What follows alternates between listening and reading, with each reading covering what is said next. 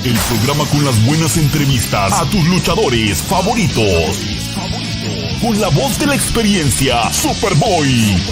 Y las vaciladas del bandido.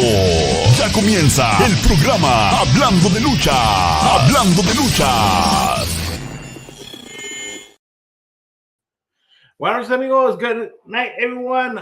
Estamos aquí en su programa Hablando de Lucha. Ya saben que cada martes tienen la cita aquí con su amigo el bandido y el Superboy, que hoy está ausente porque es el cumpleaños de su hijo Anthony. Feliz cumpleaños, happy birthday Tony. Que deseamos las mejores felicidades para este día. Y ya saben amigos, estamos aquí en Hablando de Luchas, pero no estoy solo. Aunque no sea que nosotros, Superboy, no estamos solos, tenemos a nada más y nada menos que nuestra campeona de Catalan Champion, RIVERA.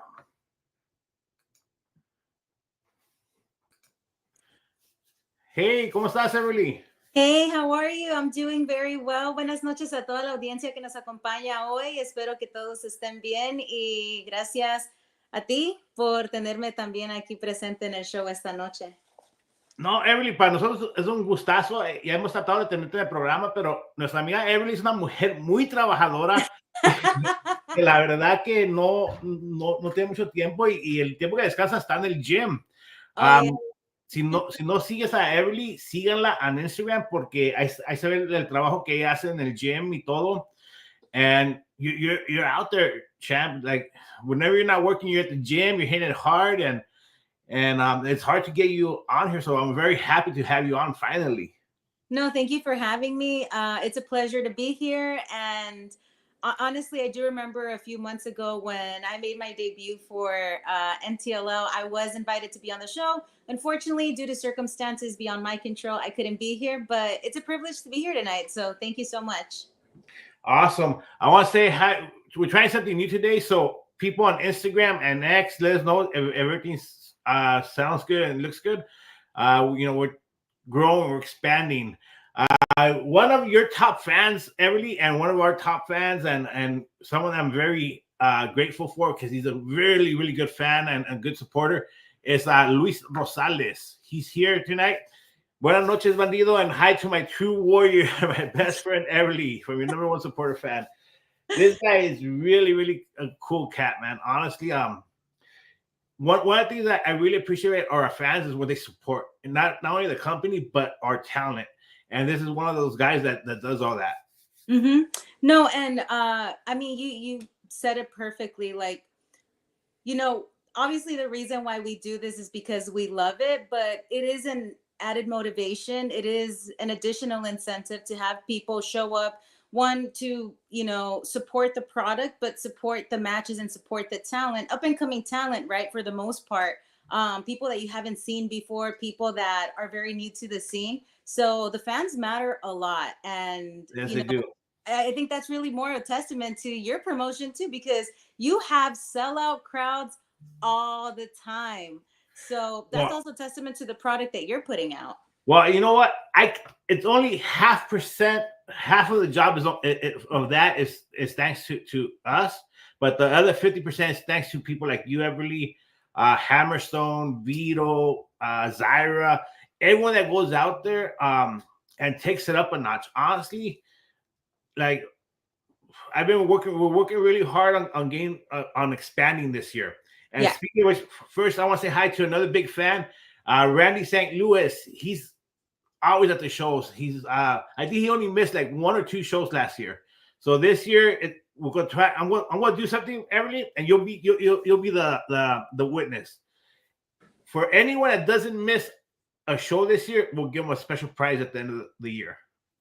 What do you think about that? I think that's great. You have 12 months to prove yourself as a fan. 12 months. 12 months to be there in attendance. Exactly. So we'll do that this year. Another top fan is Angel Zamora. Also, he's always at the show. But you know what, Angel, I'm a little skeptical about Angel. Last week, you can see his picture on YouTube. He has a picture with Milo. He does. I noticed. Yeah.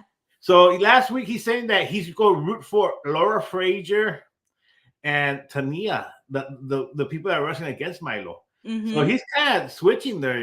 What's going on? And I think, just like wrestlers, right? We all go through an evolution. We have a starting point, and then there never really is a finish line. You kind of just progress along with wrestling. You start liking this wrestler here, and then you are introduced to new wrestling styles with different wrestlers, and all of a sudden you start changing and jumping around, like, this is my favorite wrestler. Oh no, look at that one. That one's pretty cool. So that might be the case with Angel. Lewis, oh yeah, sold out shows and awesome show. Thank you, Lewis. Honestly, we try our best to being the best. Still Mike goes to 10 all NTL shows. Well, speaking of this, on Instagram, we have Veronica Camarena. She says, good evening. Always great to see Everly. Thank you so much. And you know what? That's someone that I noticed is a lot at your shows, and not just supporting, right, by being in attendance, but the fact that she does photography. She takes, she captures the actual action, right? Like video, stills, all that stuff. So, I should say, a pretty talented fan base. Well, she's part of the crew.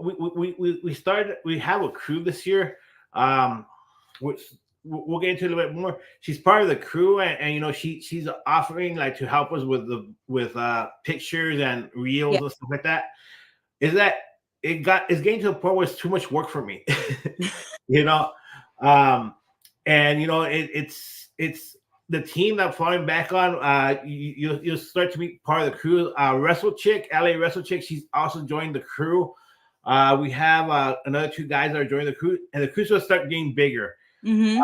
I want to give a quick shout out to here we have Randy says Milo doesn't stand chance against Everly. Hey, well, you know what? Like I always say, never discredit your opponent. Like, I brought a little something here with me. I got the Cthulhu Championship, right? But let's revisit the history. The night that I made my debut for NTLL, there was a tournament, and she won that tournament. That was a pretty extensive tournament. She went through 3 different opponents, 3 different matches, and just think like what that does to you, not just physically, but just mentally, right? The fact that you overcome one challenger, and then you got to move on to the next challenger, and then you still got to move on to the next challenger. So I wouldn't discredit Milo. And one thing about that, the final round, she wrestled Tuscana that speaks no English. Yeah. Milo speaks no Spanish. Mm-hmm. And they had an awesome match. I was really, really impressed on the match they had. And like we've said here, when you have 2 professionals in wrestling, there is no language. The language is in the ring, and they proved that night. But honestly, Milo said something at the last event that you can't make it because due to work at the Christmas event, where she's she has an open match with you, because she got injured, and you even said whenever, anytime, any place, it's there. Yeah, I did put out that challenge, and it's one thing when you're crowned champion, you realize that in her case, she was the inaugural champion, right? Like she was right. But once you have a history with that title, you can't erase that history. And in her case, for circumstances that she couldn't control, she had to relinquish the title, vacate it. But that doesn't take away the fact that there's still an opportunity for her to regain that title. Now, I'm not going to discredit myself either, but there's a reason why she was the first. And, to your point, what you just said about Tuscana, I actually had that conversation with Superboy. I think it was at the last show where I did commentary back in November. And we were talking about that, like just, being international. You could go to Japan, you could go to Mexico, you could go to Canada, you could go to any part of the other side of the world, any side of the hemisphere, and realize that wrestling is universal. And that's the beauty of it, right? And that's why, like, it's important to keep training. It's important to educate yourself, watching videos, reading wrestling, just like constantly, like feeding it into your mind and into your heart. And that's the thing. Like when I asked Milo, when are you gonna collect your match? Yeah. And Milo's being really smart. She's like, I'm not sure if I'm going to wait to see what happens with the outcome, because you have Zara Zucker who won the bounty. Yeah. And she hasn't mentioned anything either. So it's Mhm. like I feel bad for the champ right now because you're being hunted. Oh You're yeah. and not only by Zara Zucker, but by Milo. Like Yeah. you got two people out there that we know of, but there's so many women wrestlers, Everly, that are asking for an opportunity with us. So it's not only them two that are hunting you. We have more women that want to be part of NTL, and they want a chance at that Catalan title. Yeah. And there's one person that's a very good friend of yours, but in the ring, you show that doesn't matter, and that's Jasmine. She's been wanting to come back. Also, we have there's so many women out there that want a piece. I don't know. They want the opportunity at the title. They just want the opportunity to wrestle Everly. That's what's so cool about this, because it's not so much the title, but it's more the person, also the champion. So Yeah. I don't know if you should feel like a compliment or it's like a death wish where they're after you. They want to be where you're at. Yeah, and touching on the point that you just said, right? We have Zara and we have Milo, right? They're like, I kind of want it, but not yet. And that's a very smart move. It's kind of like a predator, right? You don't just jump and catch your prey out of impulsivity. You kind of like assess the situation. And I don't blame them, because if I was a potential challenger, I'd be studying my opponent too. I'd be studying the champion. I'd be studying their skill set. How is it that they move? How is it that they work, their skill set when it comes to any style of wrestling. So it's actually very smart of them to kind of just say, I know I could go for it, but not yet. And then the other piece is, you're absolutely right, right? Like the title doesn't make itself. It's the champion that makes the championship. And so, the fact that people want to come to NTLL again is a testament to your work. It's a testament to the roster that you put together, but it's also a testament to the matches that have been booked, and the contenders, and the champions that have made these matches mean something. And in retrospect, also the title. Well, and that's the thing where Milo said it. She said it to the public. Zara Zucker won the bounty, but a couple of months ago, I beat Zara Zucker. So she has a win over Zara Zucker. So that's why Milo's being smart about this, because she does have that opportunity for a match, because she relinquished the title due to an injury. So, we're not going to take that away from her. But putting Zara Zucker to a side, putting Milo to a side, what can you tell me about January 20th? Oh, okay. So here's what I can say, right? Brooke is someone that I've heard about for a long time. And then I finally had the opportunity to actually meet her this past summer. So like 6 months ago, we happened to be on the same show. And so it's one thing to kind of like hear about these names, to see them on Instagram, see them on YouTube. But when you're physically there at the same show, it's very different. It's not the same as, witnessing this competitor through a screen. Like, now you're actually seeing what they're capable of. And, truth be told, that's someone that I feel, we could definitely go at it. One of the things that I think you did very, very well was, naming this title the Kutulun Championship, which means warriors. All warriors are not built the same. All warriors are not trained the same, right? There's something that she might have that I may not have, just like there's things that I have that she doesn't have. So we'll just have to wait and see. And all I can really say is I look forward to this match.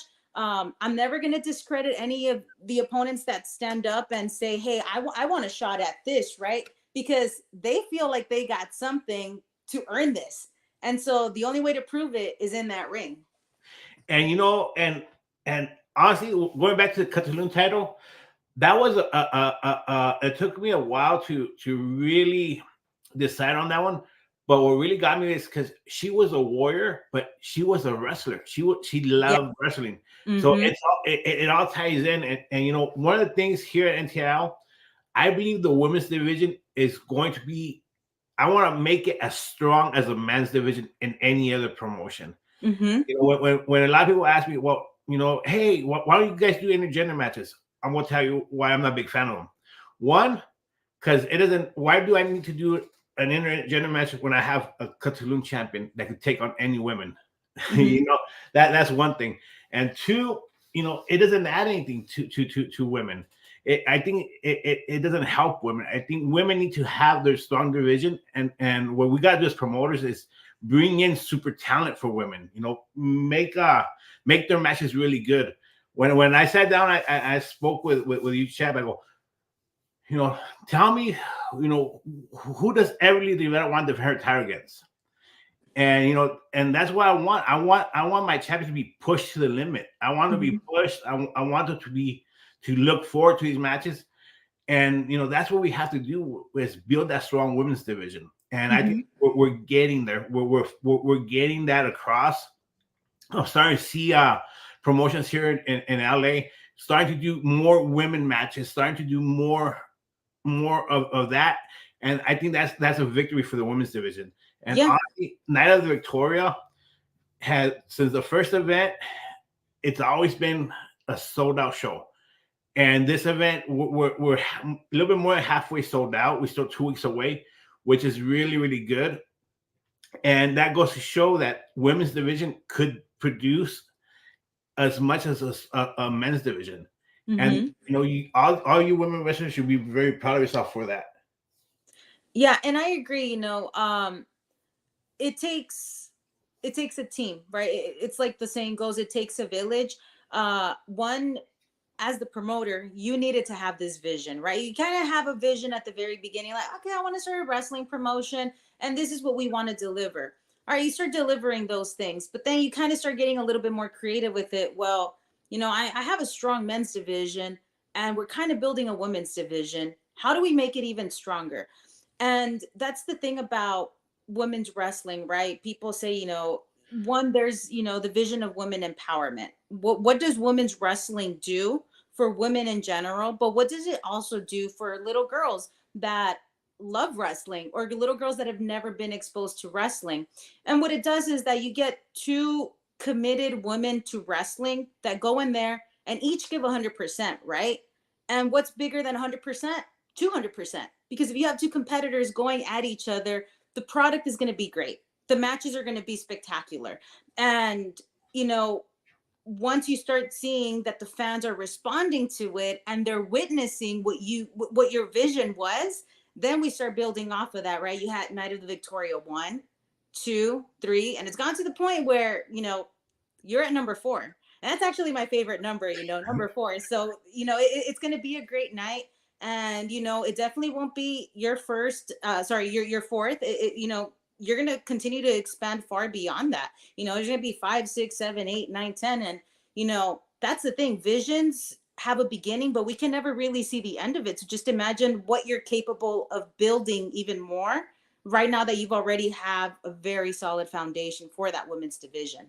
Well, you know, going back to this women's division, the main event for Night of Victoria 4, we have international superstar Sexy Star.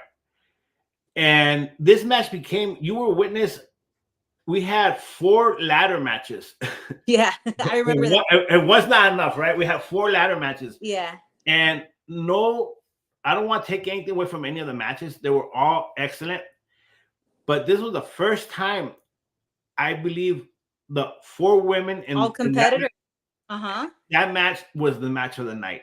Yeah. You know, I remember after that match, these 4 women, you know, to crown the new champion, they gave it their all.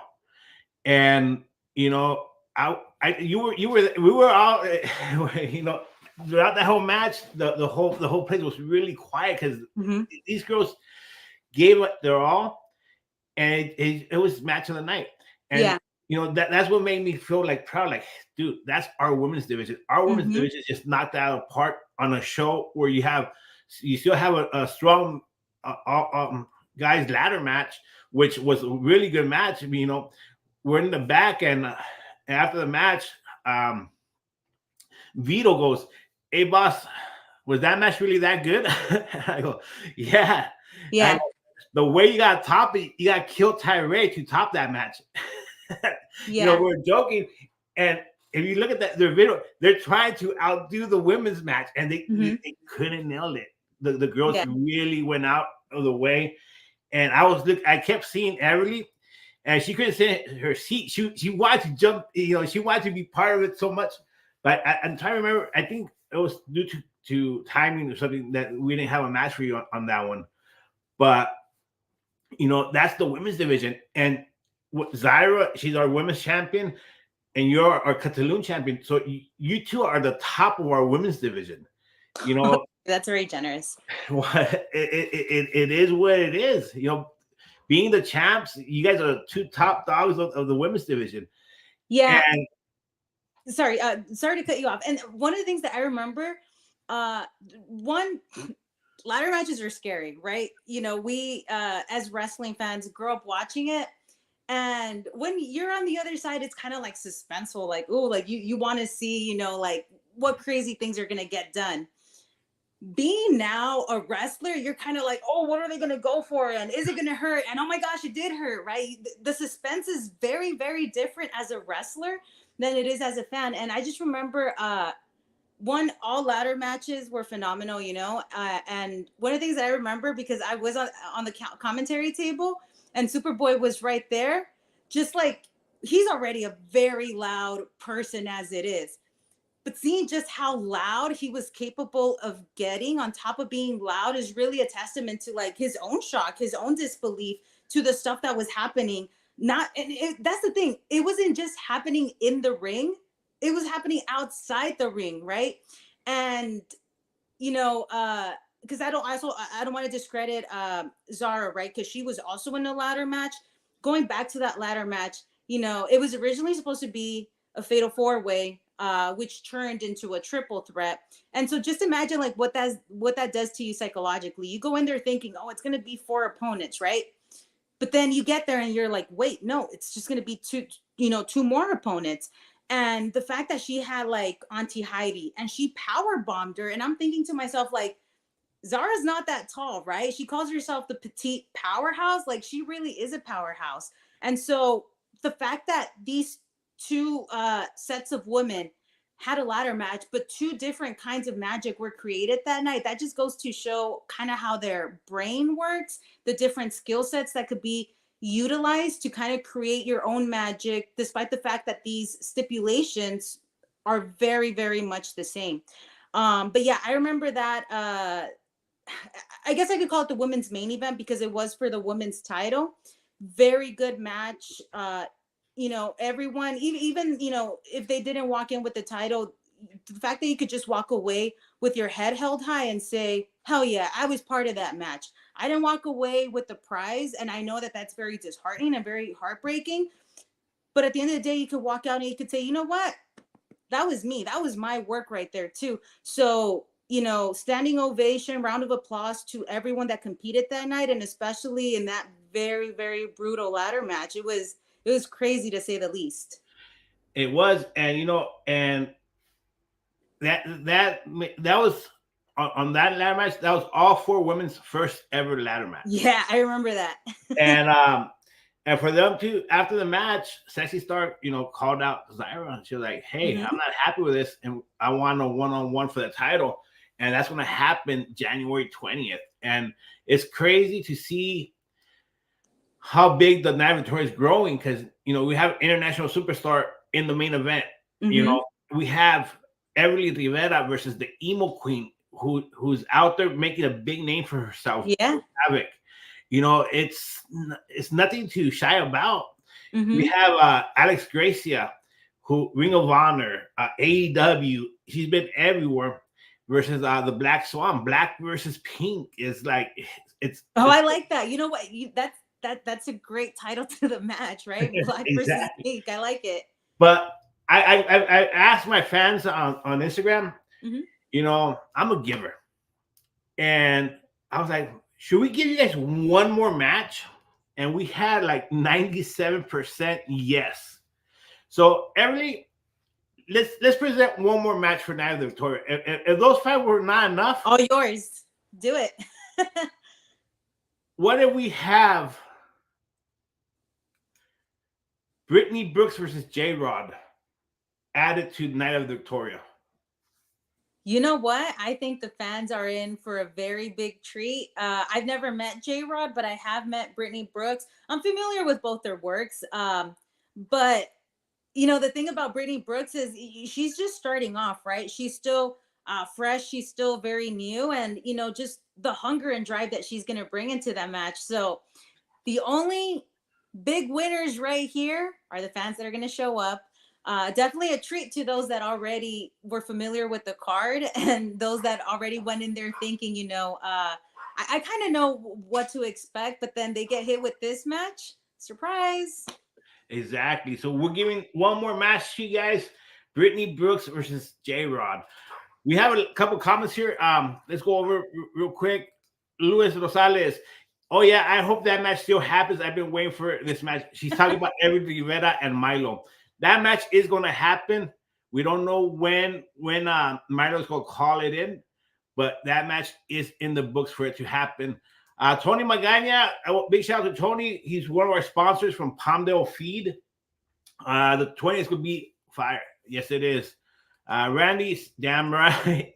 These guys are all excited. Oh yeah, she had a great time. I'm excited to see this awesome matchup. She's talking about you and Brooke Havoc. It's going to be out of control, that match, honestly. Tony Magana, Talent Champ. That ladder match was the best. It was really good. It was a really match of the night. Oh, yeah, the 4 women ladder stole the show. the place was lit for that match. Oh, yeah, I'm excited for Night of the Victoria 4. This is going to be awesome and sold out show. It's looking like it will be a sold out show. Yeah, I'm excited to see this matchup. Tony Magana, they're happy. Brittany Brooks returns to NTL. Yes. And this is J Rod's debut at NTL. And so it's going to be a really great match that we just added this week to it. Both of these girls, they were booked at another show, and that show got canceled. So being in town, might as well bring them up to Night of Victoria. Yeah. The show got canceled, but not the match. The match will happen. It will happen in Palmdale. Looking forward to the tag team match, Black versus Pink, and the Castilian Championship. And then, Angel, did you see what I just for you, Angel? Because I know you voted like 3 times. So just for you, we're bringing back Brittany Brooks versus J Rod.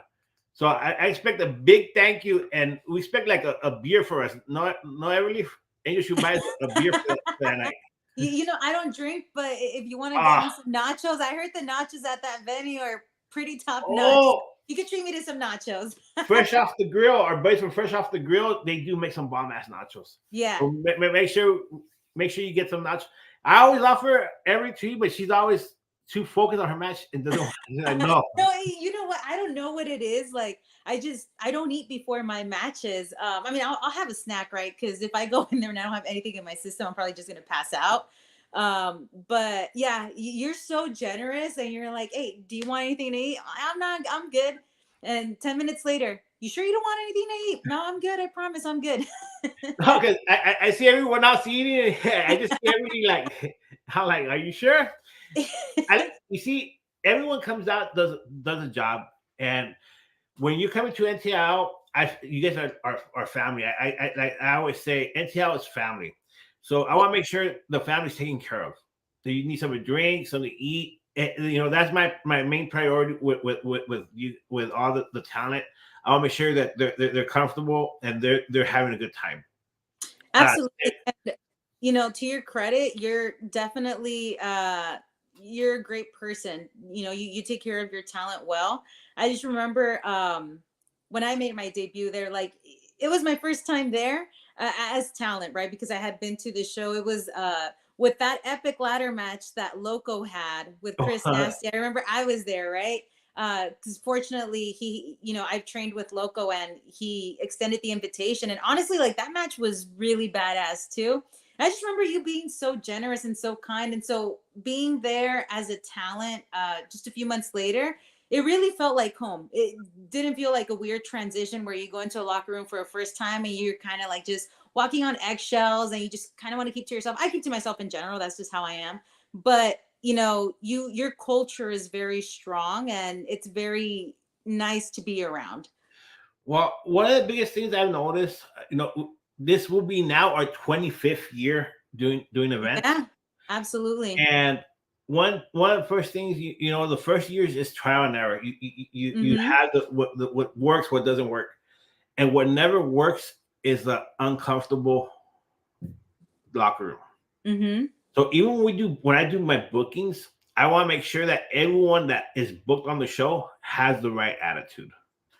And I'll be honest with you, there's a lot of talented wrestlers out there, but they have the worst attitude ever. And we don't need that.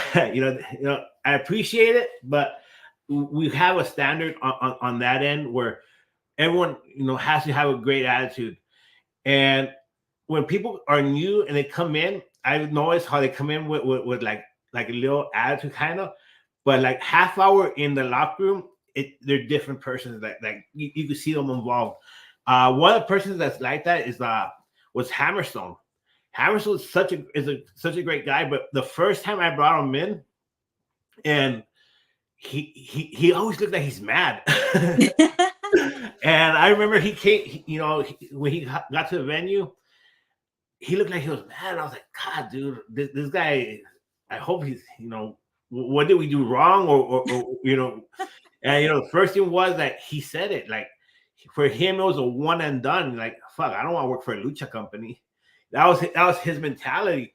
But after that show, he's our champ now. Yeah. And he's that guy, like he looks like he's mad or angry, but when you talk to him, the nicest guy ever, unless you're Vito or unless you're someone that's after his title. But but that's one of the things that we really focus is the locker room being fun, for a good atmosphere, and everyone's comfortable. Because if everyone's comfortable in the back, they go out to the front and they tear it up. That's the easiest way to put it. We have Louis Rosales here. He's saying, shout out to my wrestling crew who's going to attend his first NTL show, Eric. Also, the wrestling enthusiast. Oh, cool. He said, I'm your wrestling friend. That's awesome. He will definitely have fun. Yes, he will. But you know what, Everly, we're talking about this, and NTL, we've been up in the Antelope Valley since 2008, and it was brought to our attention that it was time for us to go back to the roots. And February 18, we return to Los Angeles, California. There it is. We will be in LA February 18. Tickets are already selling, honestly, and I'm very in shock because we haven't even mentioned the card yet. But there's a lot of fans that have told us that, hey, we want you to come to LA. And there it is. And the fans are already responding. So you're not going to want to miss this show. I'm going all out for my LA fan base, and you're not going to miss the show. Everly, I want to have the invitation, if she's available, to be there as our special guest. Because the problem with Everly, she is under contract, so everything has to go through channels with her. And I totally respect that and that. So when I do a show on the fly like this, I can't I can't book it because I gotta go through a channel. But I want to have her as a guest because I want our alley fans to see our Cthulhu champion up close in person. Let me see. Let me check my phone. Sorry, I'm not available. Just kidding. Hey, no, count me in. I always say it's a yes for me unless anything happens. So just count on me being there. I'll go through the channels necessary. Don't worry. But the goal is to be there, right? The goal is to be present. The goal is to be there because if everything goes good, we will be moving forward with the LA shows. And I want the people to see our champion. Come on, who doesn't want to see that smile? They gotta see that. Like she told me this morning. She told me this morning. So if you're ever around Emily and she smiles, consider that a gift. Okay, that's what I was told this morning. The thing with the smile, and you've seen it, like whenever I'm at a show, I rarely smile, and that's just because one, my mentality is somewhere else, right? You're programmed to just like think about your match, think about what you want to do in the ring. So it's very rare to catch me with a smile, but once I'm outside of that mindset, once I'm outside of wrestling, yeah, I smile a lot for some. I don't know what it is. I guess I was just graced with the ability to smile a lot. Well, look at the picture. Every picture that we have everybody together in, that's the look. You know, it looked like I don't know. He's taking like a mug shot. Yeah, that's what my friends called. They were like, "So was that an actual mug shot?" No, I took that picture like when I won the title, and I went outside, and instead of smiling, I decided to just like be all stern about it, right? Like kind of just do this. And you know, so it's that's why we want. We're bringing out the whole crew to East Los Angeles. It's going to be a great show. We have Jose Rodriguez. Saludos desde Oxnard. Jose Rodriguez. His nickname is El Señor Pitios because he likes to blow little horns. Oh, okay. Veronica, Alex Hammerstone always shows his love towards the NTL fans and gets it back. Yeah, he does. Like I said, he's a great person, but like when I met him the first time, he's really serious but that's him. You know, that's really how he is. He's Joshua Omar Ramos Rosales. Hi, Everly, the best champion, Greens from Mexico City, always to support. Now, Everly, speaking of Mexico City, this year, like I said, we want to expand. So there might be a Mexico City tour. So, ooh, look at that. So I don't know. Let me check my calendar. When are you planning this for? It's summertime, and the I have in mind taking my 4 champions: heavyweight champion, men and women's, Catalan champion, and gladiator champion. So that is the plan. We're working on another fed in Mexico City where we want to go down there and present ourselves. Yeah, and again, going back to the work that you've done with NTLL, just think about the fact that maybe 25 years ago, you started off with, I want to start a local promotion out here in LA. And then you find yourself doing monthly shows in Palmdale and then coming back home to LA and now going international. And also the fact that you have people in other countries that know about your promotion, that know about your product, and know about your roster. So the work that you've done hasn't been in vain, right? It's expanded. Just imagine how many people are going to be excited to be able to say, like, voy a ir a un show de New Tradition Lucha Libre. 25 years ago, my brother and I had a vision. As kids, we come from a family that's been Lucha fans. We would go to the Olympic Auditorium as kids. We would go to all the events. And, being kids, our mom would buy the nosebleed seats, fill up her purse with sandwiches, popcorn.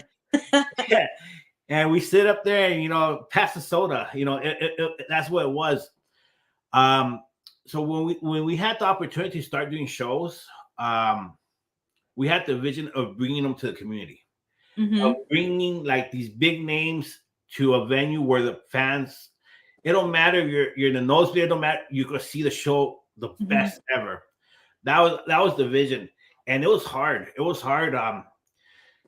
Sometimes we do a show and fucking 5 people show up, and it's a lot of work and it was hard. It was really, really hard. And, it only took 24 years to get to where we're at. But like I tell everyone that's starting a promotion, I go, before you really start a promotion, you really want to think about the sacrifices you're going to do. And if they're worth it to you. Because what's worth it to me is not worth it to someone else. Exactly. And back then, our vision was strong. And, that's where we do the Christmas event, because we would do events for the kids, for Día del Niño and for Christmas. And just seeing the kids out there like enjoying the shows, and then giving them gifts and everything, it was a satisfaction. And like this last event, I called the person that we did it, Becky. We donated to Penny Lane Foundation. And when I called her, hey, the shows that we started, all the toys are here. Can you come pick them up? And she goes, oh yeah, I'm on my way. Shows up in her BMW. And she goes, okay, I'll load in my cart. And then when she saw 3 tables full of toys, she's like, oh my God. All of those are for, I go, yeah. How did it take you to raise them? An hour, when the show started. And it was a satisfaction to see someone that's not a wrestling fan and probably doesn't like wrestling, but in her mindset, she saw that what wrestling did for the kids. In one afternoon, we raised almost 300 toys. And, that's something positive that unfortunately in our business, we don't have much of. I want to give a big shout out to Bob McGee. He runs Pro Wrestling Between the Sheets. And, he did a report on it, like something positive about the wrestling scene, about the indie scene, because you see a lot of stuff that's really bad for our business, but we did something positive. And for her not being a wrestling fan, to be like, wow, wrestling show brought us this many toys in one afternoon. Yes. Our sponsor doesn't start limo. We load them all on the party bus. It filled up the party bus. And it just goes to show, like, everything you hear negative about wrestling, that one afternoon we changed that story. And I owe it to like people like Rivera, to Hammerstone, everyone that came in and donated their time for that one show. We did something good for the wrestling community. Yeah. And because this is a shared experience, right? Like I didn't go to my first wrestling event till I was 13. And one of the things that kind of it hurts, but it also like helped me develop, I guess, a stronger mentality, more emotional fortitude. I never got to see my hero wrestle just because, the economic disparities that exist. Like my parents couldn't afford to get me into an example, a WWE event so I could go see my hero Eddie wrestle.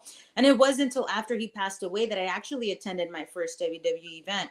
So, you were saying it yourself, your mom, you and your brother loved Las Luchas so much that even if it meant being up in the nosebleeds, you were there because you loved it. And that's the one thing you can't teach people. You can't teach people to love wrestling. And something that you pointed to was you can't teach people to sacrifice when your vision and, your love for something is very different than the love that they might have for it. What's worth it to you probably will not be worth it to someone else. Exactly. And the fact that, you take something that is so wrestling centered and make it about the community, especially in a community where our people have a lot of economic disparities. And you say, you know what, for today, let's forget about the champions and, the winners and the losers. Let's make it about the kids. Let's make it about the toys. Let's make it about joy. It's really a testament to what wrestling can do for humanity, for community, and for kids that might never see their heroes, but with this little action figure, they feel closer to them. They feel accessible to their heroes, Exactly. And, Eddie Guerrero, I had the, I feel old. I had the privilege of seeing him wrestle. There was a arena in San Bernardino where they used to run Win. And Eddie Guerrero was always there. Got to see him in TJ. A couple years ago, we had Chavo Guerrero at our show. Chavito. We had him up here in Lancaster. And, it was, I still remember the day he passed away. We had a show in Pacoima. And I had brought in Rey Mysterio Sr. And we were getting the show ready. And Ray, his nephew calls him and tells him, hey, Eddie passed away. And I remember we were in the locker room when Rey Mysterio Sr., Señor Miguel Ángel López, he goes, hey, Joe, falleció Eddie. And, we're like, the whole locker room just went quiet. Like, we couldn't believe it. And I will never forget that event. That we were in Cortland, California, running a show that Sunday. So it was a tough show to do, but everyone, dedicated that show to Eddie. And I believe I had Blue Panther and Rey Mysterio Sr. I don't remember who else, but it was a hard show to get through. Yeah, and one of the things that, putting Eddie the wrestler aside, and this is what makes him my hero, right? Because Eddie is my favorite wrestler because in my eyes, and my eyes are very different from anyone else's eyes, I'm going to say he's the greatest wrestler of all time. But putting the wrestler aside and just looking at who he was as a person, Chavo will tell these stories about how he literally would take off his shoes, take off the shirt off his back, and give it to someone who was in need.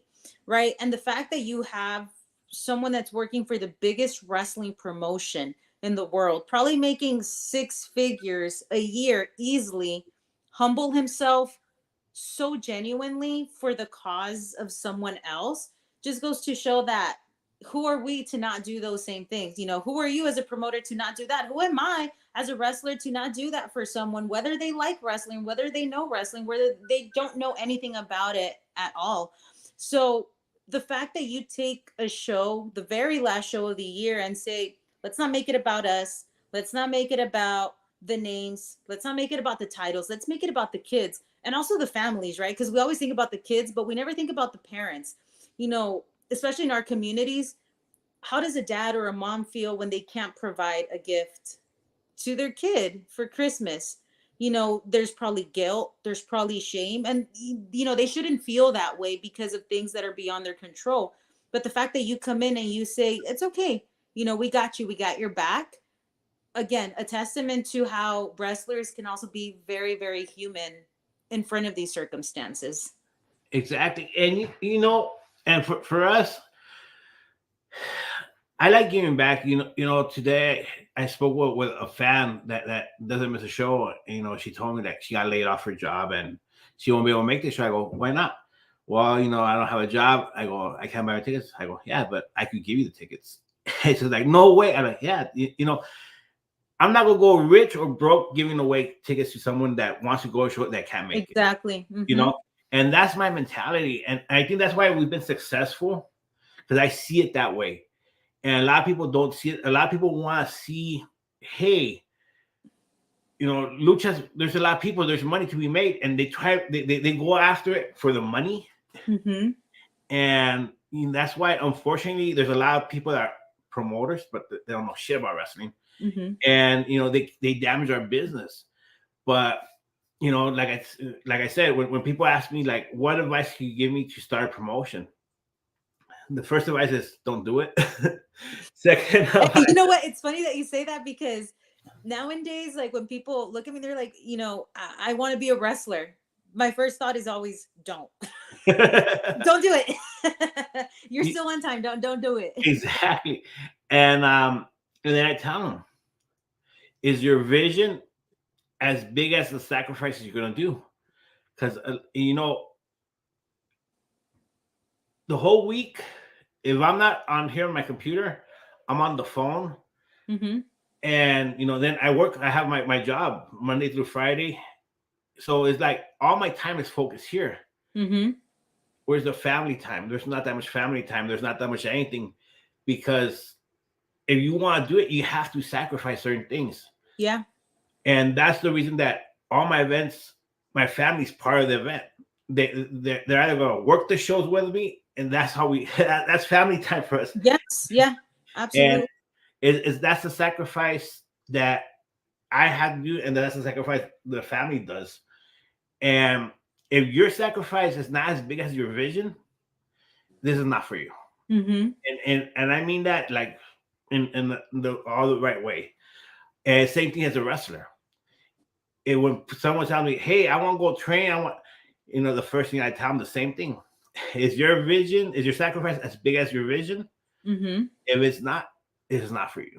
Mm-hmm. This is a business that it's more sacrifice than anything. Because as a promoter, you're sacrificing your time, you're sacrificing your money, you're sacrificing your livelihood.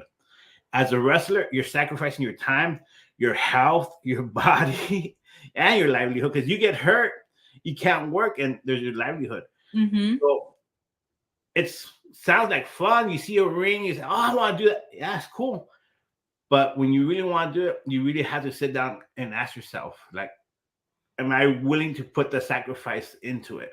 Yeah, and you're absolutely right. You know, fans, kids, adults, they only see a margin of what wrestling is, right? You know, just for you to put on one show that's approximately 3 to 4 hours. That's like 10% of what actually, what it actually means to put on a show. They don't see the behind the scenes, they don't see the travel, they don't see the phone calls like you said, they don't see the conversations, the meetings. Same thing goes for being a wrestler, and you kind of attested to it, right? If I'm not if I'm not training, I'm at the gym. And I've had, the privilege to train with different people. Currently, I just started to train with Ray Rosas that you just you've had on your show. But if I'm not in a wrestling ring, you're consuming wrestling in other ways at the gym, uh reading about it, watching it. And a lot of that takes away time from your friendships, other social commitments.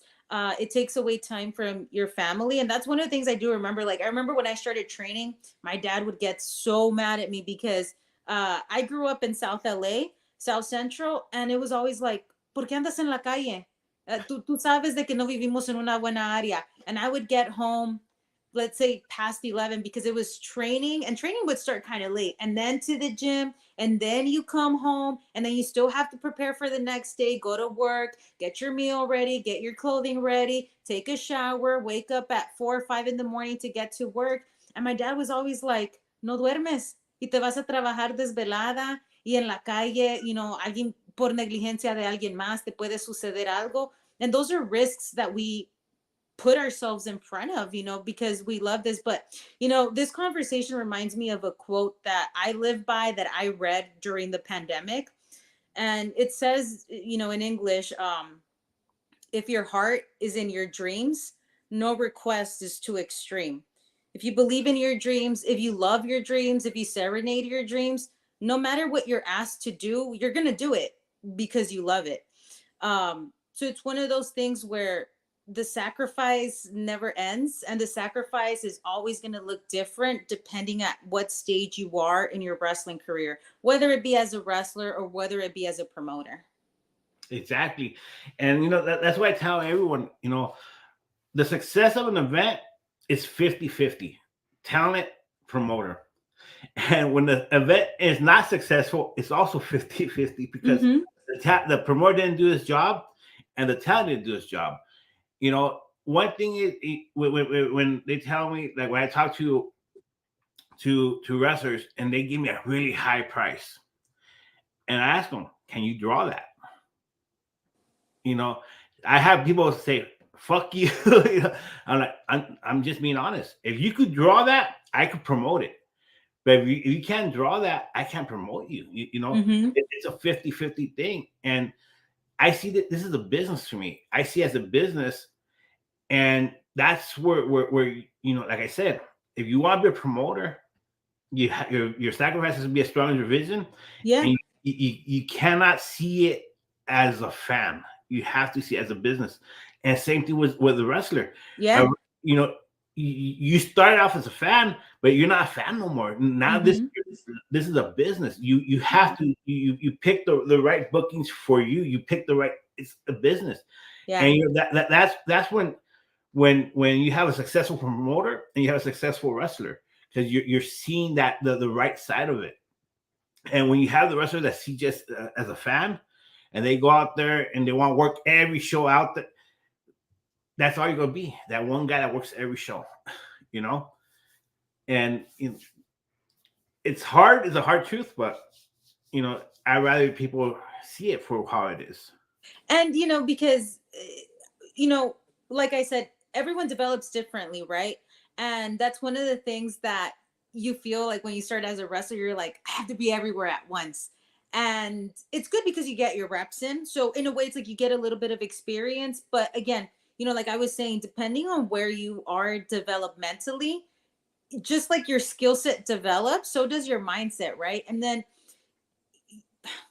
I remember Vince McMahon once said, in order to be a successful wrestler, you have to understand every part of this business. So it's not just what happens in the ring. It's also like, for example, the editing, right? The videos, the pictures, but also the marketing side of it and just business wise, right? So I think that as a wrestler, and as a promoter, the responsibility lies on us to educate ourselves on what it means to be a wrestler. Yeah, it means going to the gym. It means, going and training in the ring, finding different teachers, different styles that you can learn from. But the learning doesn't stop there. The learning continues, and that comes with experience. And I think once wrestlers move past that first stage where they're like, oh, I got to be everywhere at once, their vision, their perspective, their lens starts to change as well. Well, and one thing I recommend to all the wrestlers, and honestly, is try to get as much as you can that first year. That first year, that's where you're gonna make all your mistakes. You're gonna make your botches. You're gonna make that's what the year you're gonna learn. Mm-hmm. The second year, you're gonna better your craft. You're gonna be a lot better, and you'll be a lot more conscious of what you want to go to, what you want to be. One of the biggest things best advice I ever got was by a friend of mine. He goes, if you don't know, stick to someone that does know. Hang around people that do know. Yeah. And I tell that to the wrestlers, I go, get advice from the guys that have been there. You don't have to work every show. Talk to the guys that have done that already. Get advice from those guys. And I see like Everly, I see Zyra, I see Vito, Tyree. I see all these guys where my goal is to better your stock. Like talking to business, like make you guys a heavier stock for when you want to go. It works good for you. About a year ago, when PWI 500 list came out, I was talking to Vito, and we were like, "Fuck, Vito, I can't believe you're not on the list." And Vito's like, "Yeah, I don't get it." And I told him, "You want to be on that list?" He goes, "Yeah." "You want to put the work in?" "Yeah." And we booked him. I booked him really hard. He had hard matches. He did everything. And this year he was on the list. And that was a satisfaction for him, for myself, because we pushed him to get there. We pushed him hard to get there. And that's what I mean with like building your stock and getting you there. And it helps. It helps because the fans are all the work I do, the sacrifice I do, of the marketing, the videos, editing, flyers. Just in flyers alone, I spent this year. It was like, because I'm doing the taxes now. Yeah, the flyers alone, and what we're talking about, like design and everything. I'm close to $4,000 in 1 year in just flyers alone, in design work. And I remember you sent a collab the other day, and I was like, whoa, like this is really good quality. You better be paying your editor very, very well. And you're like, oh, I do. Yeah. And I said it as a joke, but you were like, no, I actually do. Yeah, because that's your calling card. And that's why sometimes I see like some of these people's flyers, I'm like, and they ask, why can't I have a successful event? Because that's where it starts. It starts with that. Mm-hmm. And anything you do in the wrestling business, you cannot go cheap. From your flyer, from your designer to your talent, you're only as good as your tools. And I don't mean this in an offensive way, but as a promoter, your tools is your promotion, your talent, your venues, how you prepare the ring. The ring has to look good. All that you gotta see them as tools, and you're only as good as that. If you go cheap on all that, you're not gonna draw. You're not gonna do anything. And same thing with wrestlers. Your gear has to look good. Rivera, every time she wrestles, she has different gear and it looks good. And something I want to say about that, I've kind of calmed down with the gears because, like at the same time, I'm like, okay, chill a little bit. But one of the things that I remember growing up, Rey Mysterio was never like my favorite wrestler, but he was definitely a wrestler that I was attracted to. And this is me being a kid, right? But I remember that my attraction to Rey was his gear because his mask was the same, but the colors were always changing. And I was like, all right, if I could just stick to like one style, but then have a different color for every, design that I have, like that would be so dope. And I think you said it well, like the advent of social media is so important because you think about like when you apply to a job, you have a resume, right? And in that resume, you have your credentials. Okay, I went to school here and then I graduated from there. I have my bachelor's, master's, my license, whatever. Social media is kind of like your resume, right? You never know who's looking through your account, and it could be a promotion, it could be a recruiter, a scout. So you always want to make sure that what you put on there is the best presentation of yourself, whether that's in training, in a match, a picture, a post, a caption, because all that stuff is your resume for someone that's going to come across your profile for the first time. Exactly. And that's what I'm saying. Your gear, everything has to be on point. And we are starting our school in late March, and right now at another time I'm working on lesson plans. I'm working on what we want, because I want our school. I have a vision for the school, and it's going to be a lot harder than what people are used to. But I think it'll prepare people. It'll prepare the people better for this business. And there's a lot of stuff that needs to be learned. Not just training in the ring, but there's a lot of stuff outside the ring that needs to be taught. And I'm working. Like I said, we start 2024 really busy, and there's gonna be a lot of surprises coming out this year. But the biggest surprise is that Emily Rivera will be here January 20th. And that match, I'm very excited to see that match, because Brooke Havoc, we've had her a couple of times here in NTL, and she's been really good. She's had good matches. The last match she had here was against our ex-champion Viva Van. I remember I was there. Yeah. So it's like, she's really good, but Emily Rivera is Emily Rivera. You can't, So we're gonna see something January 20th. If you don't have your tickets, I don't want to be like those guys that infomercials, but get your tickets now. You have Sexy Star versus Zyra, which I think that's gonna be more than a wrestling match. I think that's gonna end up being a fight, because you got those two girls. But I think we're gonna see a clinic between Emily Rivera and Brooke Havoc. And you know what? I kind of envision the same too, because going back to where we started, you kind of want to assess your opponent, right? You look at their stuff, but then when you realize, this is an official match, you start thinking to yourself, what's their skill set like? And you look at Brooke, like she comes from up north in California. A lot of the lucha training happens down here in Southern California. I apologize, by the way. I have my puppy like locked up in the room, so you might be hearing him bark.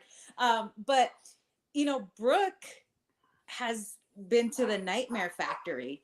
Brooke comes with Escuela Americana, pero también Escuela Luchística. Like homegirl kid, if she needs to go lucha, she could go lucha. And kind of like me, right? Like I kind of like started with lucha. And then, there's American too. So the transitions, just the style is going to be very, very hybrid. It's not going to be all lucha. It's not going to be all American. I honestly don't know what to expect. And that's the suspense behind it, right? You go in thinking, it's going to be a pretty easy match. Walk in the park and boom, they hit you with something that you didn't even see coming. Now, here's the thing. Is that title going back up to San Jose? Like I said, credit my opponent, but I'm pretty confident in my abilities too. Now, before we go, Emily, where does Emily Rivera see herself, or where does Emily Rivera want to go? Like, a few days ago, it was January 1st, the first day of the year, I made a post about how 20 years ago was 2004.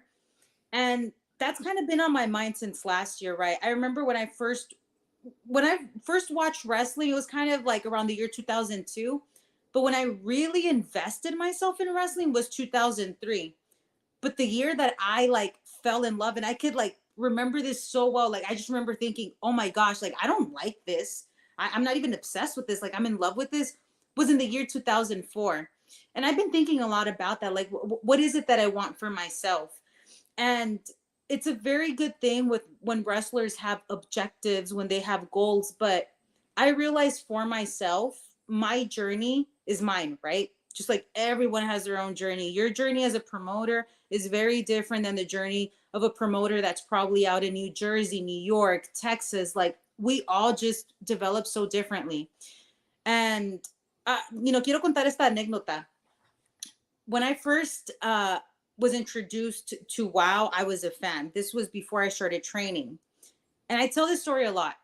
If you would have told me 5-6 years ago when I was at the WoW tapings, one day you're going to be on the other side, I would have been like, how? I don't train. I don't go to a wrestling school, not yet. But the way things happened, it has a really full circle feel. So the way that it happened for me was that I was at a Lucha show, and out of nowhere, someone that worked for WoW at that time happened to be in that crowd. And this is like stuff that you can't plan out. You never see it that way, right? And then, they extend the invitation to go to the tryout.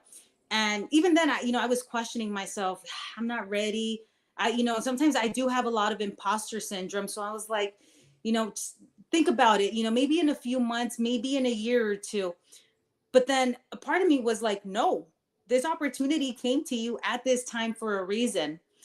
And one of the things that we say is, like, si quieres hacer a Dios reír, cuéntale tus planes.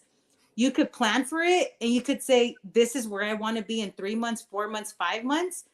But the chances of that happening are almost zero. Things never go as planned.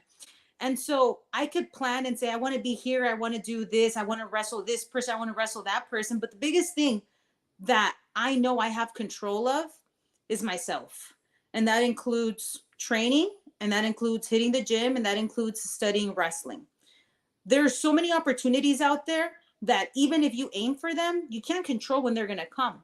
So I've kind of just let go of that mindset and realized we're going to work with what's within our control, which means you doing your job as a wrestler, training, hitting the gym, working on the parts of yourself that you realize, you need to work on, and building off of the areas that you're already good at. So where do I see myself?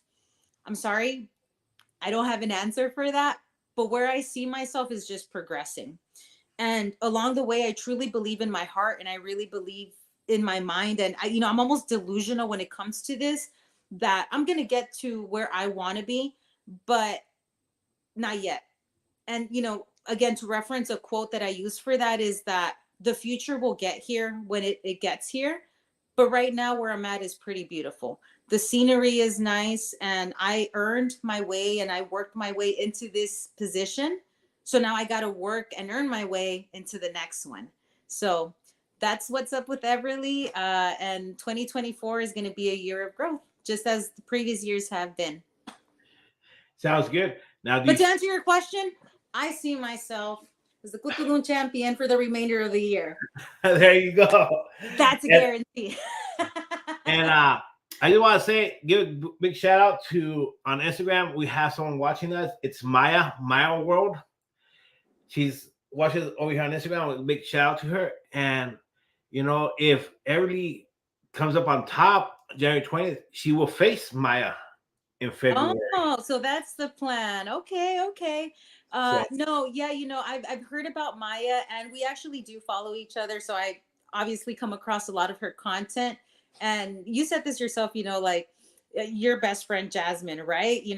In the ring, you guys weren't best friends, but Jasmine has told me a lot about, the Texas girls, and I've met a bunch of them too, through WoW. So all I'm going to say is Maya, she can deliver. And I say this because Texas has right now a very good reputation for cultivating talent with a lot of the women wrestlers that are coming out of there. A lot of great schools. I was just in Texas a few weeks ago, and I seen the stuff that they're teaching, their curriculum. And honestly, like those crop of girls over there, like they can deliver. And the fact that you're bringing them out here too, again, you know, you're introducing Palmdale, you're introducing this lucha crowd to a crop of girls that they wouldn't be introduced to otherwise. So Now, let's go. like I said in the beginning, if I want, you know, put your money where your mouth is. I want to push the strong women's division. We're gonna bring the girls. You know, I'm gonna push my champions and our talent to the limits. And you know, there's another great wrestler in Texas. She came in last year, and I hadn't had a chance to bring her back, but I really want to bring her back. It's Hyen. Hyen is really, really great, talented wrestler. Like you said, there's a lot of people in Texas, and there's a lot of people in Florida. There's a lot of women in Florida and New York that we're looking into. So all I know is that my champions are going to really have their hands full this year. But oh yeah, you trust me, you keep us you keep us pretty on edge. We're over here, and we kind of know that you like to give us exactly what we can deliver, right? exactly. We always got to top notch it. Well, and you know, we have to top the next show. You know, the next show has to be better than the last show. You know, it's like how am I gonna top 4 ladder matches? Well, I already have an idea, but it's gonna be good. And you know, like I said, the only thing is I'm really proud of to have Everly as our champion. Honestly, Thank you. You know, when she came in as a guest to our show. She came, Loco brought her in. When Loco was cool, you know, right now he's kind of an a-hole, but when he was cool. Oh yeah, you know what happened with Loco? Let's talk about that. You know what? I was at that last show and I was in commentary, and it being next to Superboy, you kind of like appreciate him a little more because the light is literally hitting us, right? So it's very difficult to see what's going on in the ring because the lighting is so strong. I just remember thinking to myself, oh my gosh, I can't necessarily see anything in the ring, but I can feel the energy and just the roar of boos that he was getting in that moment and saying, ugh, I can't wait to get out of Palmdale. I mean, what happened, Loco? Like you were a crowd favorite, and somewhere along the way, something changed. Something snapped in him. No, not only that, you know, he has it against Superboy. You know, the last show, and not only Superboy, his wife, Homegirl was ready to jump off that stage and give Loco the beating of his life. Never mind the match. Just imagine being at the hands of Superboy's wife. Okay, now the last show, like I said, unfortunately you can't make it because you were out for work. So we had in one match, we had the moms of the 3 competitors in that match in the audience. Okay. And you know, I've seen Superboy's egging up his wife, like, hey, this is her. You know, each mom is defending their kid, and each mom is talking smack about the other mom. You know, and I told Superboy, calm down. He's like, no. And that's in very Superboy fashion. Like, come on, would he even be Superboy if he didn't do that? And then when I told him, Superboy, look at this big picture. You have Latigo Blanco's mom right there. You have Kiss and Kiss Tercero's mom right there, and then you have the Superboy's mom right there. Yeah. Like, yeah, that's cool. Let's make them mad. I'm like, you're not seeing it. All 3 women son de armas tomar. Like they will go toe to toe against each other. All 3. And they was like, you know what, Joe? You're right. Yeah. And, you know, just a very short story.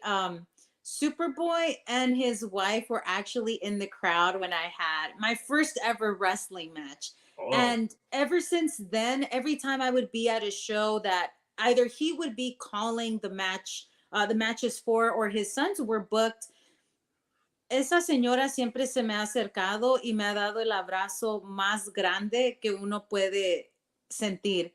And él es de la misma forma. Ellos dos, no sé por qué me han tenido un cariño bien tierno desde que yo empecé. Y eso nunca se me olvida, right? That saying goes, you know, people might forget what you say, but they'll never forget how you make them feel. And every time I see her and every time I see him, if I have to go through the crowd, if I have to move people and shove people out the way, elbow them, I will get to them and just give them the biggest hug I can, because así como ella es lista para pelear, también es lista para darte un gran abrazo and just Oh make yeah, you feel so loved. yeah. You know, Guillermina is an awesome person. She's a really good person. Superboy's really good persons.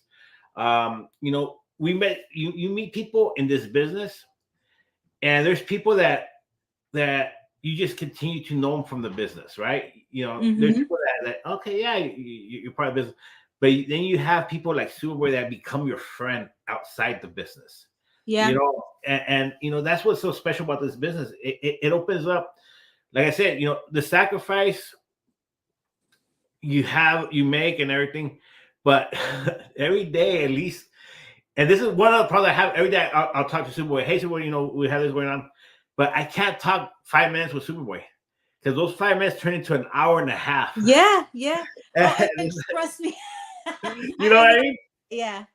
And another guy is Red, Absalom Rojo, RMW in Oxnard. We gotta take you to Oxnard. I think the crowd will love you in Oxnard. Let's go. And he's another guy, you know, and it's weird because I'll call him for 5 minutes, you know, le hablo al Rojo, hey Rojito, ¿qué haciendo? And then 5 minutes turns into an hour and a half, 2 hours. Like, y en fin, ni hablaste con él de lo que nada. tenía que hablar. No, y ahí le ando mandando un mensaje por WhatsApp. Hey, Rojo, ¿está esto? Y dice que March, ya dijiste Rojo. And you know, and that's what this business does. You know, the time that you're away from other people, but you start talking to Red. And Red, you know, necesitamos camisas de Everly. We need Everly Rivera. Oh, let's go. Yeah, hook me up. No, so I want to say is like Superboy, we were just talking about sacrifices, right? And conversations like that make it seem like you're just giving and giving and giving and giving to wrestling. But the truth is, wrestling does reward you in many ways. And a lot of times, those rewards come in the forms of friendships and relationships. And that's, I mean, if you have Superboy as a family, as a friend, that's a big reward in itself, because that's legacy right there, right? That's history. That's a living lucha legend and icon that you have backing you up and backing your work up. So again, wrestling does reward you. It's not like you're just sacrificing a lo loco, ¿verdad? De que uno está dando y dando y dando. También vas a recibir de regreso, y el recibimiento viene de diferentes formas.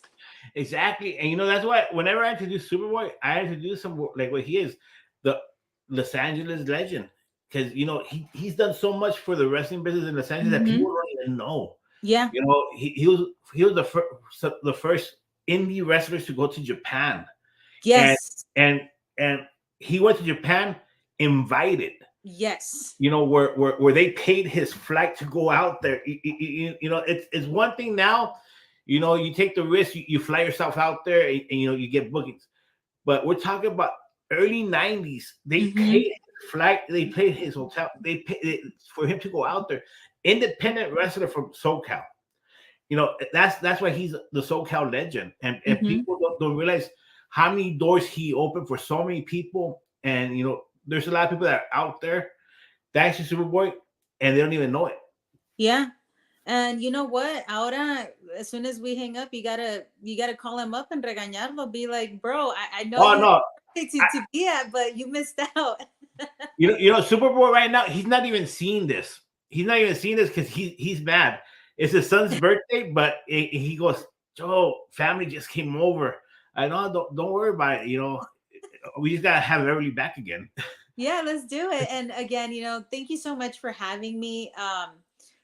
These are the perks, right, of wrestling, that you get to have these conversations, you get to be a part of these experiences, and it's nice because you're not out there hurting your body. It's just conversation. So thank you for having me. Really appreciate it. Not only that, a lot of the fans want to get to know who Everly Rivera really is. You know, what do you see? You're at a show, you take pictures, you know, Everly Rivera, the wrestlers there. But right now they get to see the person, like who really is Everly Rivera. You know, she's a little conceited, and like I said, if she smiles at you, a little conceited. I'm more like a dog conceited. I like to give off that energy. Don't talk to me at all. If she smiles at you, consider that a gift. This is stuff that she told me this morning. A lot of people don't get this. So it's but that's why it's important, because I want our fans to really see who our champions are. I want our fans to see who our talent is, because everyone, like I said, I want, when people go to our shows, I want to realize that wrestler did a big sacrifice to be at that show, even though you're getting paid, even though whatever it is, but you're still sacrificing your time to be there. And you're one of the wrestlers that's there early and stays till the end of the night. I love getting there early. Like that's my biggest thing. If you told me to be there at one time, I'll probably be there like an hour or two ahead. What? And that's the thing that people don't realize. That's the way it has to be. You were taught properly. You always show up early to a show. Because when you showed up, I told you, hey, we have a change in the plans. And that gave us both enough time to think of what we're gonna do.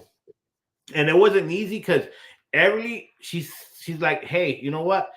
Milo does not have to relinquish the title. We try to do every avenue, everything that see what worked better, but we promised the fans a title match. That was the problem, that when we promise the fans something, we're gonna do it, no matter what it is. We're gonna do it. Everybody was the first one to say, "Hey, I'll just have a regular match with someone. We'll do the rematch." But when I promise the fans, "Hey, I'm giving you this," they're getting it. That's the bad part. And Milo, she was upset, but not at the situation, but of her injury. And going back to intergender matches. If you're a guy and you want to wrestle a girl and you can't catch a 100-pound girl, what's wrong with you, man? Right?